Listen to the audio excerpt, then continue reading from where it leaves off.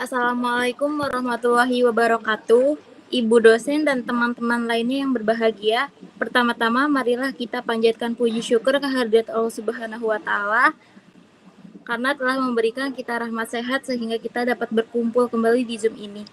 Kami dari kelompok 6 izin untuk menyampaikan materi tentang analisis laporan keuangan organisasi nirlaba universitas. Perkenalkan, nama saya Nisa Oktaviani yang akan bertugas sebagai moderator. Adapun anggota kelompok kami yaitu saya sendiri Anissa Oktaviani. Perkenalkan, nama saya Tirisia Jalufatu. Nama saya Aulia Puspita Marjuki. Nama saya Evita Veronica Anastasia. Nama saya Rifdah Widisa Fitri.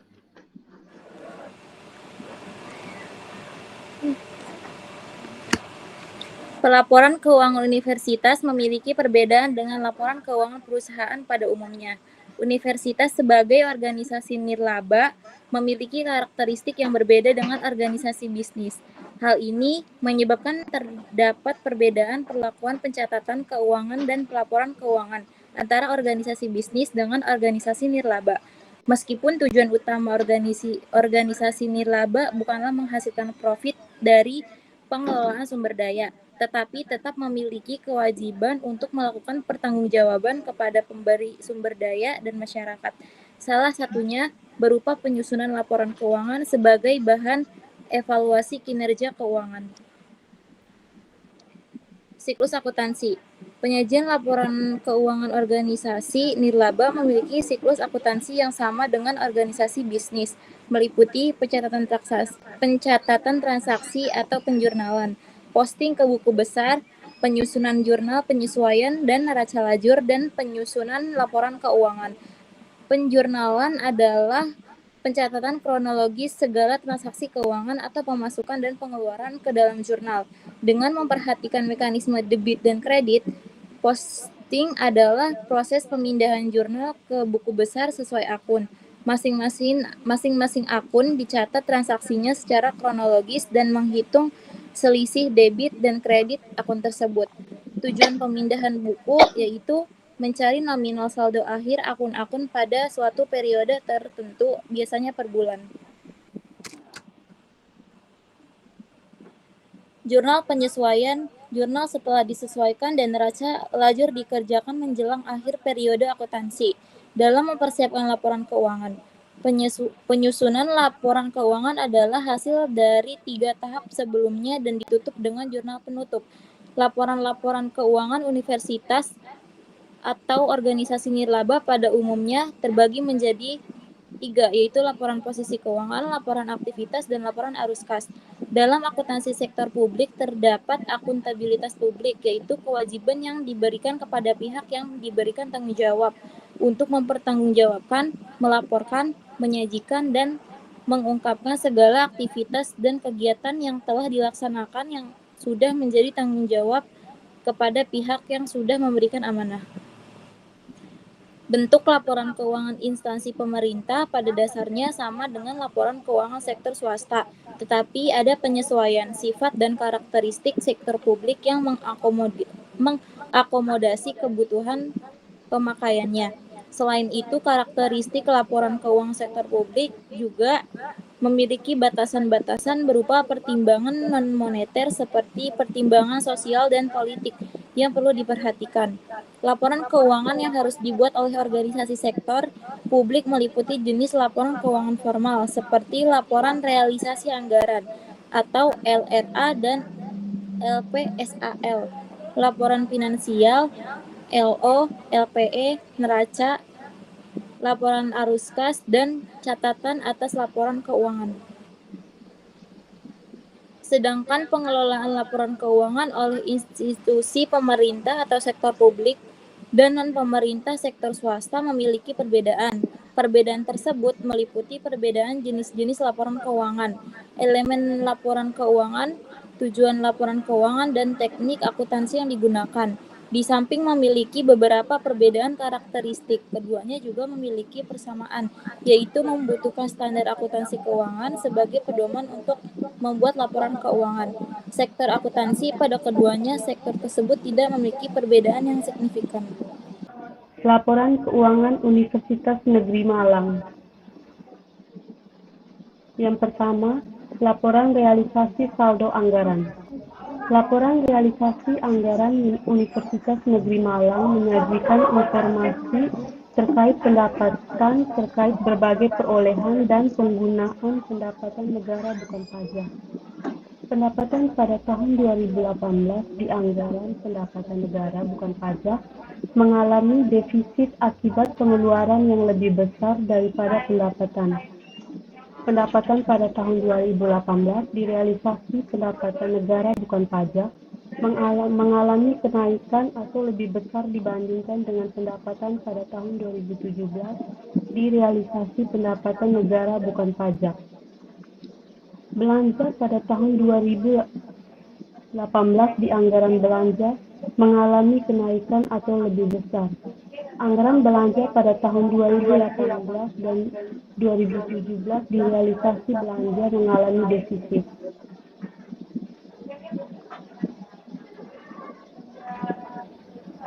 Kesimpulan dari laporan realisasi anggaran Universitas Negeri Malang, selisih kurang antara pendapatan daerah dan belanja daerah pada tahun anggaran yang sama. Defisit terjadi bila jumlah pendapatan lebih kecil daripada jumlah belanja.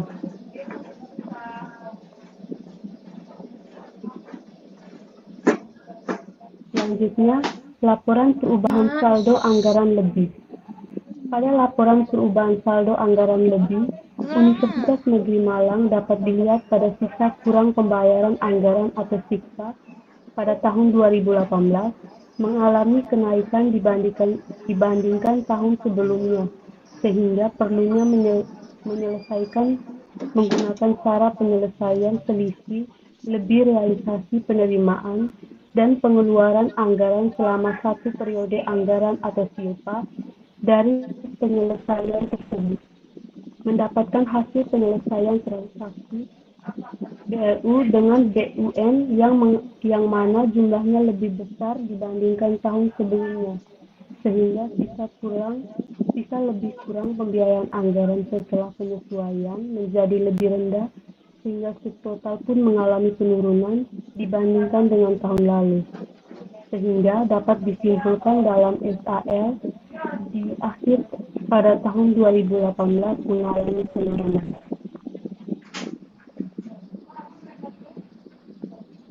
Neraca pada Universitas Negeri Malang menyajikan posisi keuangan entitas mengenai aset, kewajiban, dan ekuitas pada 31 Desember 2018. Pada Universitas Negeri Malang dapat dilihat pada jumlah aset lancar tahun 2018 mengalami penurunan, dan aset tetap tahun 2018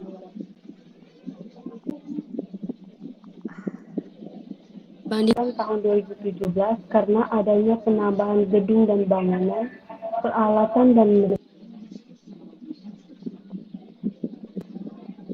bahan konstruksi dalam pengerjaan. Kemudian, jumlah kewajiban dan ekuitas mengalami surut. Disimpulkan dalam neraca dalam laporan keuangan Universitas Negeri Malang mengalami kenaikan atau surplus.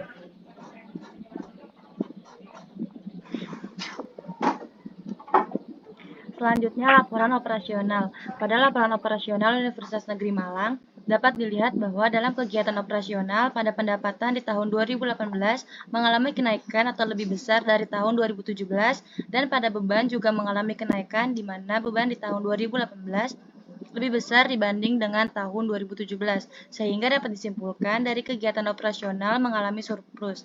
Pada laporan operasional Universitas Negeri Malang, dapat dilihat bahwa dalam kegiatan non-operasional pada tahun 2018 mengalami defisit dari penjualan aset non-lancar dibandingkan dengan tahun 2017. Selanjutnya, pada kegiatan non-operasional tahun 2018 mengalami surplus dibandingkan dengan 2017. Dari penjelasan di atas, dapat disimpulkan dalam laporan operasional tahun 2018 mengalami surplus. Laporan perubahan ekuitas. Pada laporan perubahan ekuitas, Universitas Negeri Malang dapat dilihat bahwa ekuitas akhir untuk tahun 2018 mengalami penurunan dari ekuitas awal utamanya, disebabkan adanya penurunan surplus LO dan pengakuan selisih revaluasi aset tetap. Selanjutnya laporan arus kas. Laporan arus kas Universitas Negeri Malang menyajikan informasi terkait arus kas untuk arus kas masuk dan kas keluar terkait berbagai perolehan dan penggunaan arus kas dari aktivitas operasional tahun 2018 pada arus kas masuk dan keluar mengalami kenaikan atau lebih besar dibanding dengan arus kas masuk dan arus kas keluar pada tahun 2017. Sehingga dapat disimpulkan bahwa arus kas dari aktivitas operasi mengalami arus kas bersih yang diperoleh dari aktivitas operasional. Arus kas dari aktivitas investasi tahun 2018 pada arus kas masuk mengalami penurunan dibandingkan dengan arus kas masuk pada tahun 2017 mengalami kenaikan atau lebih besar. Arus kas dari aktivitas investasi tahun 2018 pada arus kas keluar mengalami kenaikan atau lebih besar dibandingkan dengan arus kas keluar pada tahun 2017, sehingga dapat disimpulkan bahwa arus kas dari aktivitas investasi mengalami arus kas bersih yang digunakan untuk aktivitas investasi. Arus kas dari aktivitas transitoris tahun 2018 pada arus kas masuk dan keluar mengalami kenaikan atau lebih besar dibandingkan dengan tahun 2017, sehingga dapat disimpulkan bahwa arus kas dari aktivitas transitoris mengalami arus kas bersih yang diperoleh dari aktivitas investasi. Penurunan kas tahun 2018 mengalami penurunan atau lebih kecil dibandingkan dengan tahun 2017 yang mengalami kenaikan atau lebih besar. Penurunan kas disebabkan karena jumlah arus kas besar pada aktivitas pendanaan tidak bisa menutupi jumlah arus kas bersih dari aktivitas operasi. Hal ini disebabkan karena pada pos aktivitas operasi yaitu piutang pinjaman yang diberikan terlalu besar. Selain itu, SHU sebelum pajak lebih kecil dari piutang pinjaman sehingga aktivitas operasi bernilai negatif. Saldo awal kas tahun 2018 mengalami kenaikan atau lebih besar dibandingkan dengan tahun 2017. Saldo awal kas disebabkan karena jumlah angka yang dimiliki perusahaan ketika pertama kali melakukan usaha dalam neraca. Saldo awal juga fondasi penyusunan pencatatan karena penetapan saldo awal akan berpengaruh pada laporan-laporan yang nantinya dihasilkan melalui sistem informasi akuntansi yang akan digunakan. Koreksi saldo awal tahun 2018 mengalami kenaikan lebih besar dibandingkan dengan tahun 2017. Saldo awal akhir tahun 2018 mengalami penurunan lebih kecil dibandingkan dengan tahun 2017. Saldo awal akhir disebabkan karena angka nominal yang dimiliki perusahaan pada akhir periode akuntansi. Jika diperhatikan, saldo akhir pada suatu periode tidak akan selalu sama dengan saldo awal bulan setelahnya. Laporan Keuangan Yayasan Advent Indonesia. Yang pertama, laporan posisi keuangan. Pada laporan posisi keuangan dapat dilihat bahwa kondisi aset lancar pada tahun 2015 ke tahun 2016 mengalami kenaikan, namun kondisi aset tidak lancar mengalami penurunan dari tahun 2015 ke tahun 2016. Sehingga kondisi aset lancar dan tidak lancar mengalami kenaikan dari tahun 2015 ke 2016. Kondisi kewajiban lancar dan tidak lancar mengalami penurunan dari tahun 2015 ke tahun 2016.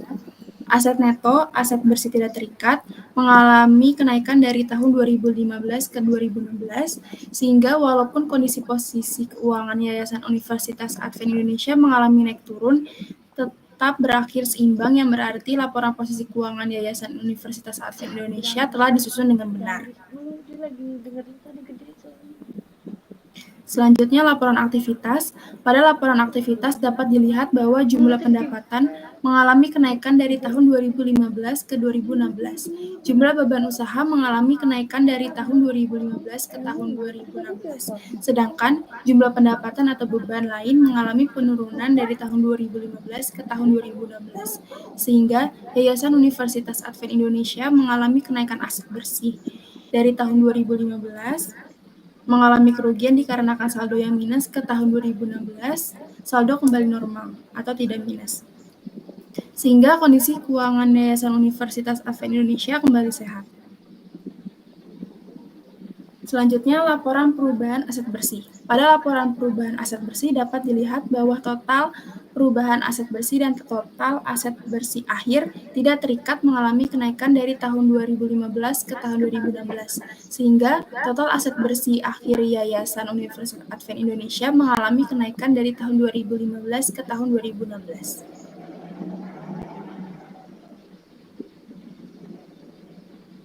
Selanjutnya ada laporan arus kas. Yayasan Universitas Advent Indonesia menyajikan informasi arus kas dari aktivitas operasi, investasi, dan pendanaan. Pada bagian aktivitas operasi tahun 2016 mengalami kenaikan pada perolehan laba sebelum perubahan modal kerja dibandingkan dengan tahun 2015. Tetapi saat adanya perubahan dalam aset dan kewajiban operasi, kas bersih yang diperoleh dari aktivitas operasi mengalami penurunan dibanding dengan tahun 2015. Arus kas dari aktivitas investasi di tahun 2016 mengalami kenaikan pada kas bersih yang digunakan untuk aktivitas investasi dibandingkan dengan tahun 2015. Sedangkan arus kas dari aktivitas pendanaan tahun 2016 mengalami penurunan pada kas bersih yang digunakan untuk aktivitas pendanaan. Kesimpulannya, kas dan setara kas di awal tahun 2016 mengalami penurunan karena hutang usaha pada aktivitas operasi lebih besar dibandingkan tahun 2015. Begitu juga pada akhir tahun 2016, kas dan setara kas mengalami penurunan dikarenakan pada aktivitas pendanaan mengalami kenaikan bersih kas dan setara kas dibandingkan dengan tahun 2000. Kesimpulannya, dari keduanya menghadapi masalah yang sama, yaitu kelangkaan sumber daya, sehingga dituntut untuk menggunakan sumber daya organisasi secara ekonomis, efisiensi, dan efektif. Proses pengendalian manajemen termasuk manajemen keuangan pada dasarnya sama di kedua sektor, sama-sama membutuhkan informasi yang handal dan relevan. Kedua sektor terikat pada peraturan perundangan dan ketentuan hukum lain yang disyaratkan. Proses pengendalian manajemen termasuk manajemen keuangan pada dasarnya sama di kedua sektor. Kedua sektor tersebut membutuhkan informasi yang handal, relevan untuk melaksanakan fungsi manajemen seperti perencanaan, pengorganisasian, dan pengendalian. Pada beberapa hal, kedua sektor menghasilkan produk yang sama, seperti sama-sama bergerak di bidang transportasi massal, pendidikan, kesehatan, penyediaan energi, dan sebagainya. Kedua sektor terikat pada peraturan perundang-undangan dan ketentuan hukum lain yang disyaratkan.